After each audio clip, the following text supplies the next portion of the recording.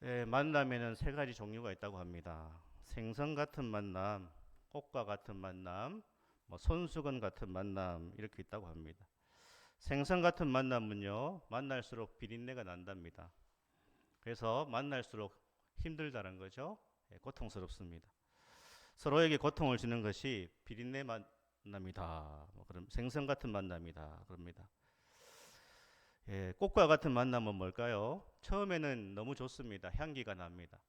그런데 시간이 지나면서 꽃이 시드는 것처럼 이 만남이 시들시들해지는 것이죠.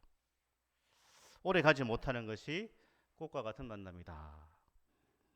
손수건 같은 만남은 서로의 땀을 닦아주고 서로의 눈물을 닦아주는 것이 손수건 만남이다.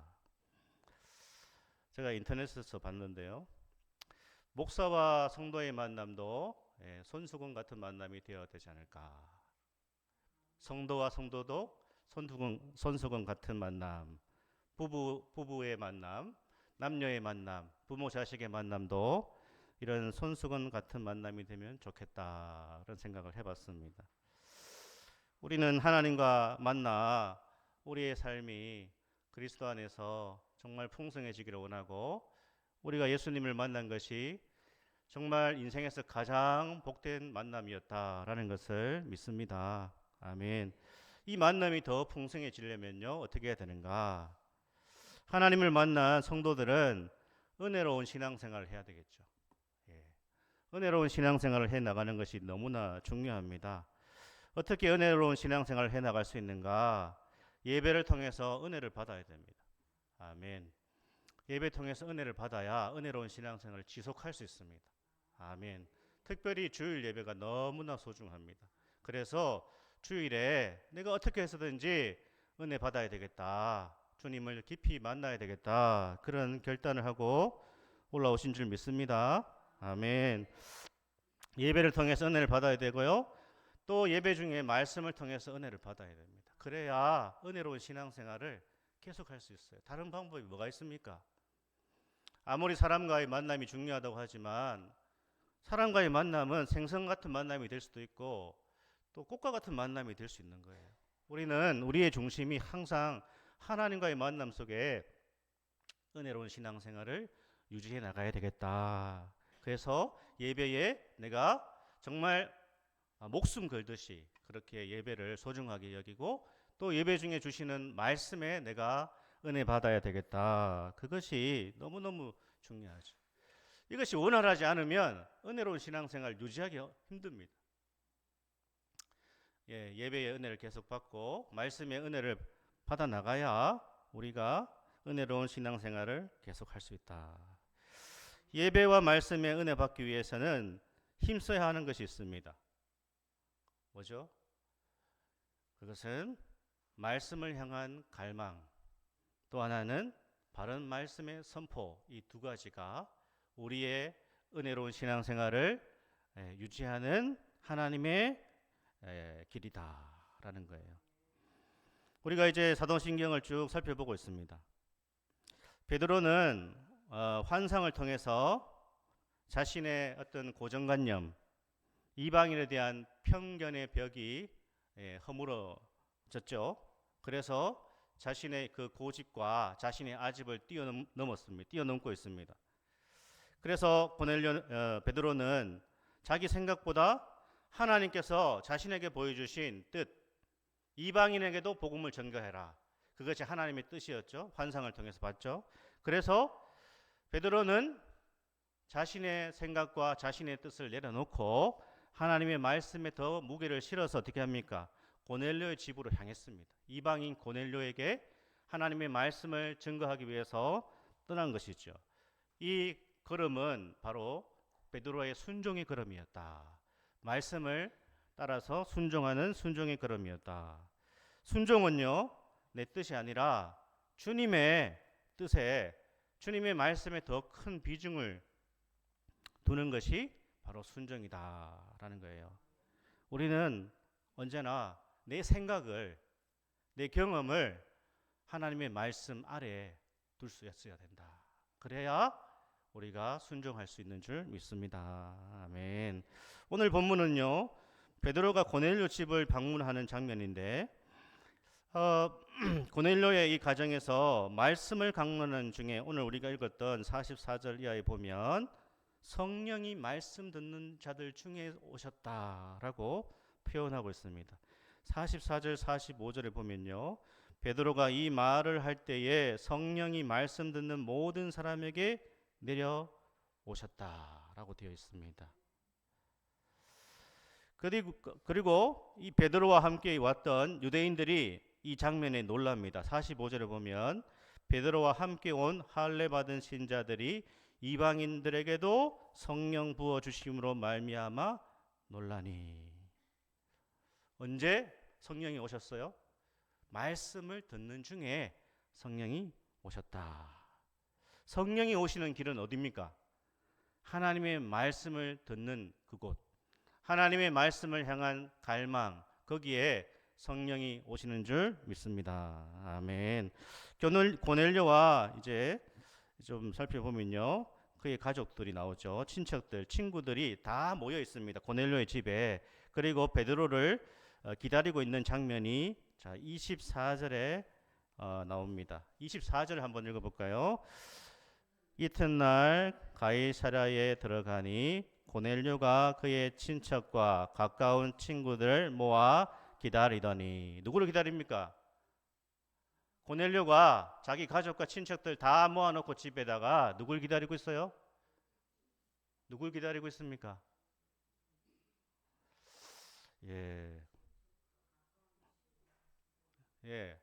고넬료가 자기 집에 가족들, 친척들, 친구들을 다 모았어요. 이렇게. 그러면서 지금 누가 오기를 기다리고 있죠? 네, 베드로가 오기를 기다리고 있죠. 전사원 목사 기다리고 있는 게 아니라 베드로를 기다리고 있습니다. 베드로를. 왜요? 왜 기다리고 있습니까? 말씀 듣기 위해서 기다린다고요. 정신을 차리십시오.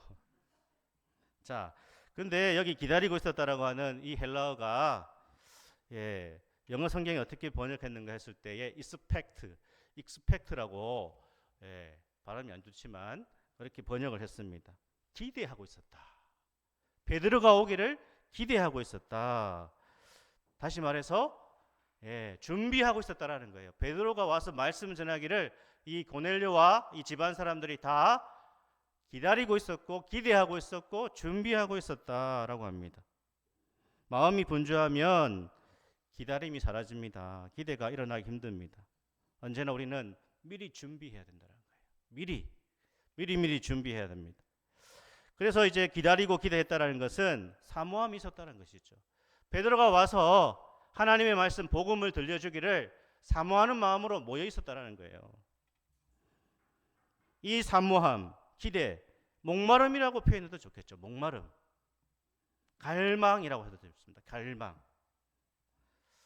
은혜는 우리가 신앙생활을 하면서 하나님이 우리의 삶 속에서 주시는 그 은혜가 그냥 자동으로 온다고 생각하면 안 됩니다. 사모하는 영혼을 주님이 만족시켜 주시는 것이죠. 사모함이 있어야 된다고요. 항상 기대가 있어야 되고 준비가 되어 있어야 된답니다. 자동으로 주어지는 게 아닙니다. 그래서 은혜는 사모함이 있을 때 커지는 거예요. 확 증가하는 거예요.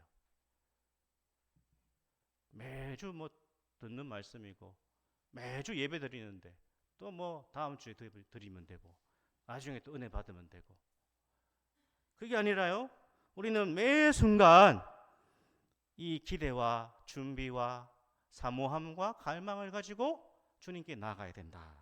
아멘. 마태복음 5장 6절에 주님 뭐라고 하십니까? 의에 줄이고 목마른 자는 복이 있나니 저희가 배부를 것이다. 줄이고 목말라야 된다. 너무 배불러 버리는 거예요. 세상에 취해 있으면 우리가 의에 줄이고 목마를 수가 없다라는 거예요. 의에 줄이고 목마른 자에게 만족을 주신다. 그러니까 아무리 귀한 말씀이 전거되어도 기대하는 마음이 없고 사모하는 마음이 없고 갈망하는 것이 없으면 채움을 받지 못한다. 마태복음 7장 6절에 예수님이 말씀하시죠. 한번 읽어볼까요? 거룩한 것을 개에게 주지 말며 너희 진주를 돼지 앞에 던지지 말라. 그들이 그것을 발로 밟고 돌이켜 너희를 찢어 상하게 할까 염려하라. 아멘. 돼지는 진주의 가치를 모르는 겁니다.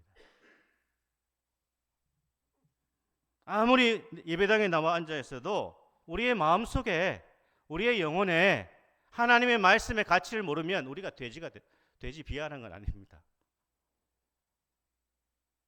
그러니까 우리의 마음에 이 말씀을 향한 사모함이 없으면 이 보배로운 말씀이 그냥 하찮은 것이 되고 만다. 거룩한 것을 개에게 주지 말며 너희 진주를 돼지에게 던지지 말라. 우리가 어떻게 받느냐에 따라서, 우리의 자세에 따라서 우리가 돼지가 될 수도 있고 개가 될 수도 있는 겁니다. 어떤 의미인지는 아시겠죠? 영혼에 아무런 유익이 없다는 것입니다. 오늘 25절에 보니까 베드로가 고넬료의 집에 들어오자마자 어떻게 합니까? 25절을 한번 읽어보겠습니다. 25절. 마침 베드로가 들어올 때에 고넬료가 맞아 발 앞에 엎드려 절하니. 아멘. 일종의 예배 형태, 예배죠. 엎드려 절했다. 누구한테요? 베드로한테. 이것은 고넬료가 베드로를 숭배했다 이런 의미라기보다는 뭐예요? 아주 극진한 존경과 경의를 표했다는 뜻이에요. 너무너무 사모하고 기대하고 하나님 말씀을 전하는 사람이 지금 자신의 집에 왔으니까 최고의 경애와 존경을 표현한 것입니다.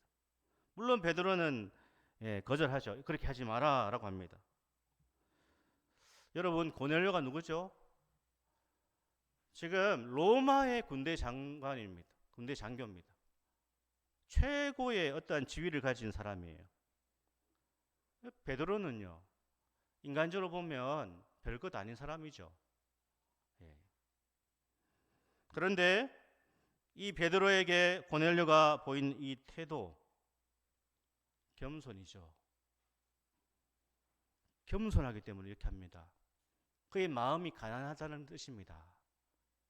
내가 로마 장교인데 네가 나한테 절해야지, 이런 태도가 아니라 고넬료는 겸손의 사람이었다라는 거예요. 심령에 가난함이 있었어요.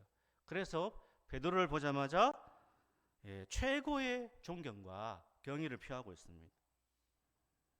33절에 보면 고넬료는 베드로에게 이렇게 말하죠. 33절을 한번 가서 한번 읽어보겠습니다. 내가 곧 당신에게 사람을 보내었는데 오셨으니 잘하였나이다. 이제 우리는 주께서 당신에게 명하신 모든 것을 듣고자 하여 다 하나님 앞에 있나이다. 아멘. 하나님 앞에 있습니다. 지금 베드로 앞에 있는 거예요. 설교 들으려고 베드로 앞에 있는데 우리가 다 하나님 앞에 있습니다 라고 고백합니다. 호람되오, 하나님 앞에서 이 자세죠. 호람되오. 예배의 자리에 있는 우리는 언제나 이러한 마음의 자세를 가져야 된다는 것이에요. 하나님 앞에 제가 있습니다. 말씀 앞에서 우리는 이런 태도, 우리가 하나님 앞에서 예배합니다.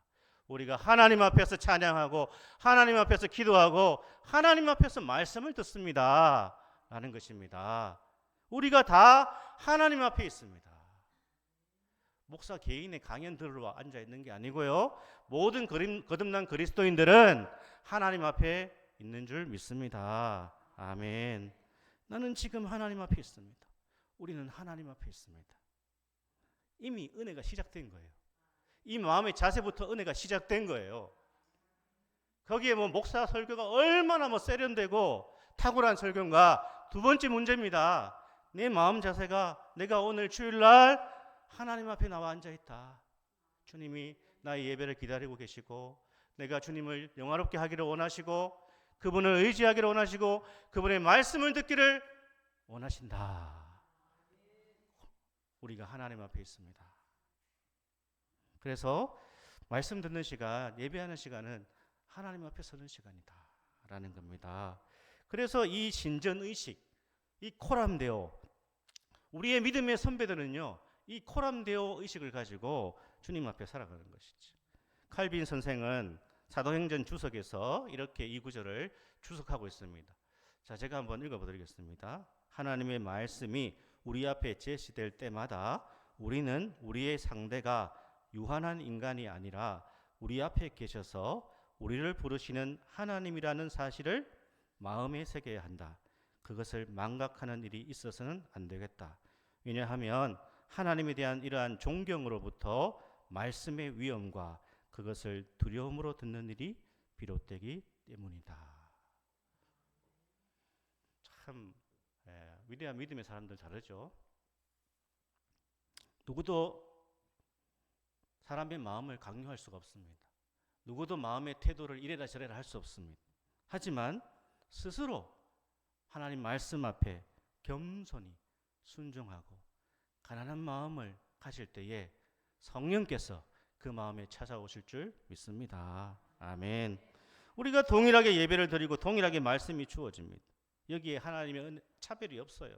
하나님은 하나님 앞에 나와 예배하는 모든 자들에게 동일하게 은혜를 주시고자 하시는 분이시고 동일하게 말씀을 주시기를 원하신다는 거예요. 그런데 어떤 사람은 말씀을 듣고 자신을 돌아보고 감화를 받고 신앙이 성장하고 새로워지려고 합니다. 또 새로워집니다.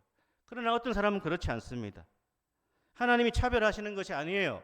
하나님이 차별하는 것이 아니라 말씀의 능력이 달라서가 그런 게 아니라 우리 영혼의 사모함의 문제다라는 것입니다. 고넬료가 뭐라고 합니까? 모든 것을 듣고자 하여 모였다라고 합니다. 모든 것을 듣고자 하여. 여기 더 중요합니다. 모든 것을 듣고자 우리가 모였습니다. 말씀을 내 입맛에 맞게 취사 선택하지 않는다는 뜻이에요. 우리는 모든 것을 듣고자 절반만 듣는 것이 아니라 절반만 받아들이는 것이 아니라 모든 말씀을 하나님이 나에게 주시는 말씀으로 듣기를 원합니다. 그래야 참된 신앙이 되는 거예요. 그래야 진짜 성장하는 거예요. 성숙하는 거예요. 다 받아들여야 되는 거예요. 대체로 사람이 어떻습니까? 자기 비위에 안 맞는 건 안 받아들이잖아요. 예. 인간이 점점 유약해지고 사람들이요 점점 독립적이지 못한 이유가 뭘까요? 바로 말씀에 대한 편식 때문에 그렇습니다. 점점 유약해지는 거죠. 약해집니다. 아이들도 편식하는 아이들은 건강하게 자라지 못하잖아요. 저도 뭐 좀 찔리는 구석이 있지만 때로 우리는 억지로라도 먹어야 되고요.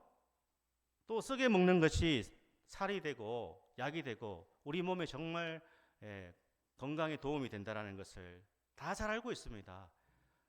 대부분의 성인병과 대부분의 질병은 우리 입맛에 맛있는 것 이것만 찾기 때문에 오늘날 현대인들이 많은 성인병에 시달린다고 하지 않습니까? 영적인 원리도 마찬가지라는 거예요. 때때로 나에게 쓴 말씀이 어쩌면 나에게 가장 필요한 말씀인 거예요. 내가 듣기 싫은 말씀, 내가 부담스러운 말씀이 어쩌면 나한테 가장 필요한 말씀이다. 내 영혼을 살리는 말씀은 뭔가 부담되는 말씀이다. 뭔가 좀 듣기에 불편한 말씀이 진짜 정말 나한테 필요한 말씀이다.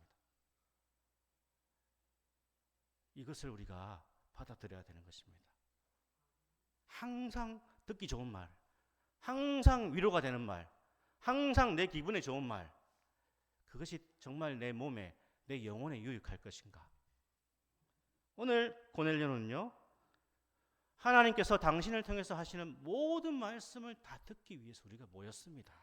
이런 자세를 가지고 있습니다.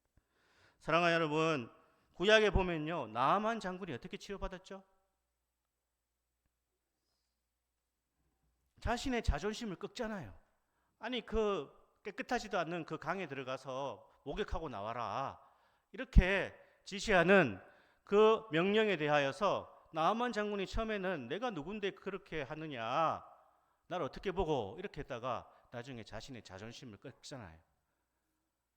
그래서 고침받지 않습니까?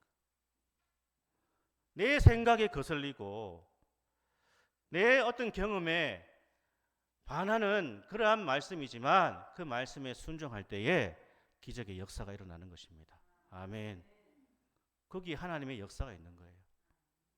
하나님의 역사는 내 예상을 뛰어넘어서 나타나는 경우가 많다. 정말 필요한 말씀은 내가 듣고 싶은 말씀이 아니라 나에게 필요한 말씀이다. 나에게 필요한 말씀이라는 거예요. 모든 말씀을 다 골고루 섭취하기를 축복합니다. 아멘. 맛있게 식사를 하셔도 골고루 맛있게, 아유 이것도 너무나 맛있구나, 이 나물 반찬, 예? 고기면 고기, 무엇이든지 간에 맛있게 다 섭취해야 되는 것이죠. 가난한 마음, 겸손한 심령, 준비된 심령, 모든 말씀에 대한 열린 태도에 성령이 오십니다. 아멘. 네, 두 번째는요. 두 번째 포인트를 보면 고넬료 집에 모여 있던 사람들이 말씀을 사모하여 듣고 있었는데 베드로는 입을 열어서 말씀을 강론하기 시작합니다. 34절부터 43절까지가 베드로가 전한 설교의 내용인데요. 베드로의 설교는 철저하게 복음적입니다. 철저하게 복음적이에요. 화려한 수사학이나 그런 것이 아니라 복음의 본질을 설교하고 있습니다. 우리 38절을 한번 읽어보겠습니다. 하나님이 나사렛 예수에게 성령과 능력을 기름 붓듯 하셨음에 그가 두루 다니시며 선한 일을 행하시고 마귀에게 눌린 모든 사람을 고치셨으니 이는 하나님이 함께 하셨음이라. 아멘. 그러니까 예수님의 공생에 대해서 설교하고 있는 거예요. 예수님이 이 땅에 오셔서 어떤 일을 하셨는가? 예수님이 하나님과 함께 하심으로 강력한 능력이 나타났다. 그분의 사랑의 능력과 치유의 능력이 나타났었다. 하나님이 나사렛 예수에게 성령과 능력을 기름 부으셨고 두루 다니며 선한 일을 하셨다. 그러니까 예수님이 공생애에서 하신 모든 일을 지금 베드로가 설교하고 있는 것입니다. 예수님을 통해서 하나님 나라가 전파되었다. 하나님 나라에 대해서 설교하고 있는 거예요. 모든 죽음과 죄의 권세가 예수의 말씀과 예수님의 모든 행동 앞에 무너졌다. 이런 설교를 계속하고 있습니다. 주님의 강력한 치유 사역, 축사 사역, 또 열방을 향한 하나님의 구원 사역의 그 모든 것이 예수님을 통해서 드러났다. 오늘로 치면요, 어떤 설교인가 하면 그리스도 중심 설교라고 할 수 있어요. 그리스도 중심적 설교. 그러니까 예수님이 중심되는 설교를 했다는 뜻입니다. 자, 39절 40절도 한번 읽어볼까요? 우리는 유대인의 땅과 예루살렘에서 그가 행하신 모든 일의 증인이라. 그들이 나무에 달아 죽였으나 하나님이 사흘 만에 다시 살리사 나타내시되. 뭘 전했죠? 베드로의 설교는요, 그리스도 중심적이면서 또 예수님의 죽음과 부활이라고 하는 이 부활의 핵심을 전하고 있습니다. 철저하게 성경적 설교예요. 그리고 무엇이 구원의 길인지를 자세하게 설명하고 있습니다. 자, 우리 42절 43절도 같이 한번 또 읽어보겠습니다. 우리에게 명하사 백성에게 전도하되 하나님이 살아있는 자와 죽은 자의 재판장으로 정하신 자가 곧 이 사람인 것을 증언하게 하셨고 그에 대하여 모든 선지자도 증언하되 그를 믿는 사람들이 다 그의 이름을 힘입어 죄 사함을 받는다 하였느니라. 아멘. 참 너무나 복음적이죠. 너무나 성경적이죠. 이런 설교가 오늘날 사람들에게 환영을 받을까? 좀 그런 생각도 하게 됩니다. 오늘날 강단은요, 너무 많은 조미료를 첨가합니다. 그렇게 하지 않으면 안 되는 시대가 되었어요. 일단 재미가 있어야 된다. 사람들이 다른 거 다 필요 없고 그냥 웃다가 가면 된다라고 생각해요. 웃다가 가서 영혼이 변화될까요? 모르겠습니다. 어떤 그런 요소도 필요하죠. 필요한데 그러나 오늘날 강단은 정말 많은 조미료가 필요한 것이 아니라 하나님의 말씀이 제대로 증거되어야 된다라는 것이에요. 정말 말씀 그 자체에 이 본문에서 지금 우리에게 들려주시는 말씀이 무엇인가? 이 본문의 의미가 무엇이고 이 본문의 의미를 통해서 오늘 우리가 어떻게 적용할 수 있는가? 이런 설교로 나아가야 된다고 저는 믿고요. 저는 그렇게 훈련을 받아봤어요. 모르겠어요. 오늘날 대중들은 별로 안 좋아할 수도 있습니다. 그러나 저는 이것이 맞다고 생각하고 있습니다. 정말 그 재료 본연의 맛을 즐기는 사람들은 많은 조미료를 첨가하지 않잖아요. 그 재료 자체가 신선하면요, 그냥 많은 걸 첨가하지 않아도 그 고기 본연의 맛이 있어요. 그리고 음식 그 본연의 맛을 음미하면 너무너무 거기에서 큰 기쁨을 느끼는 것입니다. 그래서 베드로가 전한 복음 중심의 설교에 고넬료와 그의 집에 모인 모든 말씀 듣는 사람들이 은혜를 받았다는 것이죠. 성령이 찾아오셨다는 것. 우리 다시 한번 44절, 45절, 46절 한번 힘차게 읽어보겠습니다. 베드로가 이 말을 할 때에 성령이 말씀 듣는 모든 사람에게 내려오시니 베드로와 함께 온 신자들이 이방인들에게도 성령 부어주심으로 말미암아 놀라니 이는 방언을 말하며 하나님 높임을 들음이러라. 아멘. 성령이 언제 오셨다고요? 이 말을 할 때, 설교를 듣는 중에. 사랑하는 여러분, 말씀 제대로 들어도, 말씀 하나 제대로 들어도 성령의 충만함을 받는 줄 믿습니다. 아멘. 성령의 은혜가요, 하나님 말씀 제대로 들으면 역사하기 시작하는 거예요. 얼마나 감사합니까?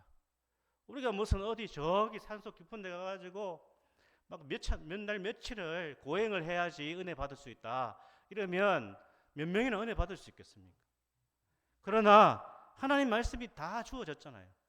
오늘 너무 많이 주어진 것이 문제일 수도 있는데 다 성경을 가지고 있고 뭐 유튜브든 어디든 막 설교가 범람하고 있습니다. 그리고 매주일 설교가 전해지고 주중에도 설교가 전해지고 있는데 내가 하나님 말씀, 이 말씀만 제대로 들어도 말씀으로 은혜를 받을 수 있구나. 성령님이 내 안에 다시 역사하실 수 있구나. 라는 소망, 축복 우리에게 주신 줄 믿습니다. 아멘. 그러니까 성경적인 설교가 말씀이 성령의 역사를 일으키는 본질적인 수단이다라는 거예요. 1904년에 작가 프란츠 카프카 변신이라는 유명한 책을 썼죠. 프란츠 카프카가 자신의 친구 오스카 폴락에게 보낸 편지에 보면 이런 내용이 있습니다. 아주 유명한 이 문장이거든요. 제가 읽어드리겠습니다. 우리가 읽는 책이 우리 머리를 주먹으로 한 대 쳐서 우리를 잠에서 깨우지 않는다면 도대체 왜 우리가 그 책을 읽는 거지? 책이란 무릇 우리 안에 있는 꽁꽁 얼어버린 바다를 깨뜨려 버리는 도끼가 아니면 안 되는 거야. 내가 읽은 책들이 나의 도끼다. 무슨 말인가요? 나의 얼어붙은 그 감성, 나의 잠자던 세포를 깨우는 도끼가 책이라는 건데요. 한 줄 한 줄 좋은 책을 읽을 때마다 그 얼음 깨지는 소리가 내 안에서 들려야 된다는 뜻이에요. 시간이 흐르면 그 깨진 얼음 사이에 싹이 트고 열매가 맺힌다는 뜻이에요. 그래서 좋은 책을 읽고 깨달은 사람은 이전에 보지 못했던 것을 보게 되는 거예요. 깨닫지 못했던 것을 좋은 책을 통해서 깨닫는다는 뜻이에요. 느낄 수 없었던 것을 좋은 책을 통해서 느낀다는 뜻이에요. 그러니까 좋은 책은 우리 인식의 지평을 넓혀준다는 뜻이에요.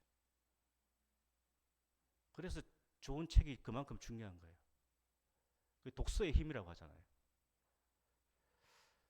하나님의 말씀은요. 하나님 말씀은 좋은 책과 비교할 수 없습니다. 히브리서 4장 12절 우리가 너무나 잘 아는 말씀이죠. 한번 읽겠습니다. 하나님의 말씀은 살아있고 활력이 있어 좌우에 날선 어떤 검보다도 예리하여 혼과 영과 및 관절과 골수를 찔러 쪼개기까지 하며 또 마음의 생각과 뜻을 판단하나니. 아멘. 말씀이 성경이 우리를 찔러 쪼갠다. 카프카의 표현을 하면 좋은 책은 우리의 심령을 쪼개는 도끼와 같다고 했는데 이미 성경에서 다 말씀하고 있는 거예요. 하나님의 말씀이 제대로 전해질 때 우리의 심령이 쪼개지는 역사가 있을 줄 믿습니다. 아멘. 성령의 충만한 은혜가 하나님의 말씀을 제대로 받은 사람에게서 시작된다는 뜻이에요. 이 성경적 설교와 하나님의 말씀을 진지하게 대하는 모든 사람들은 변화되지 않을 수가 없다는 뜻입니다. 말씀을 읽고 듣고 말씀을 연구하고 말씀을 배웠는데 우리가 예수 믿기 전이나 수십 년이 지나도 인식이 하나도 안 바뀌고 가치관이 하나도 안 바뀌고 생각이 안 바뀌고 삶이 안 바뀐다면 우리가 말씀을 읽은 건가요? 말씀을 들은 건가요? 말씀을 내가 아는 건가요? 우리 자신에게 묻습니다. 목사인 너는 말씀을 계속 전하고 있는데 네가 진짜 변화되었느냐? 저에게 물어보십니다. 말씀을 연구하고 읽고 말씀을 가르치는데 너는 정말 말씀으로 너의 세계관이 바뀌고 있는가? 물어보십니다. 그래서 우리는 일시적인 감정을 자극하거나 인간적으로 나를 잠시 위로하는 정도가 아니라 이 하나님의 말씀은 나를 변화시켜서요, 나 자아를 숭배하는 것이 아니라 이제 나를 숭배하는 것에서 떠나 살아계시고 참되신 하나님을 높이고 그분을 예배하고 그분을 찬양하며 참된 예배자가 되도록 우리를 이끌어 가신다는 거예요. 내 영광이 아니라 그리스도의 영광을 추구하는 거예요. 예수님의 영광. 내 안에 사시는 예수 그리스도. 갈라디아 2장 20절. 항상 우리가 붙들어야 될 말씀 아닙니까? 이제는 내가 사는 것이 아니요 내 안에 그리스도께서 사시는 것이라. 그리스도가 충만히 Not I but Christ라고 번역하고 있어요. 내가 아니라 예수님. 그 회복의 시간이 주일 예배 시간이 되기를 축복합니다. 아멘. 너무너무 귀한 것이죠. 하나님의 말씀이 전파되고 하나님의 말씀을 내가 받을 때에 이 놀라운 변화. 그래서 이 성경적인 설교를 통하여서 복음 중심으로 우리의 영혼이 살아나고 우리 진리로 교회가 건강하게 세워질 줄 믿습니다. 아멘. 이런 토양을 만들어 가야 되는 거예요. 우리 교회의 토양, 영적 토양, 하나님 말씀에 대한 사모함과 기대, 그리고 누가 말씀을 전하더라도 그 하나님의 말씀이 증거되면 정말 내가 하나님 앞에 있습니다. 주님 말씀해 주십시오 라는 태도로 나아갈 때에 주님께서 성령을 우리 가운데 충만히 허락하실 줄 믿습니다. 아멘.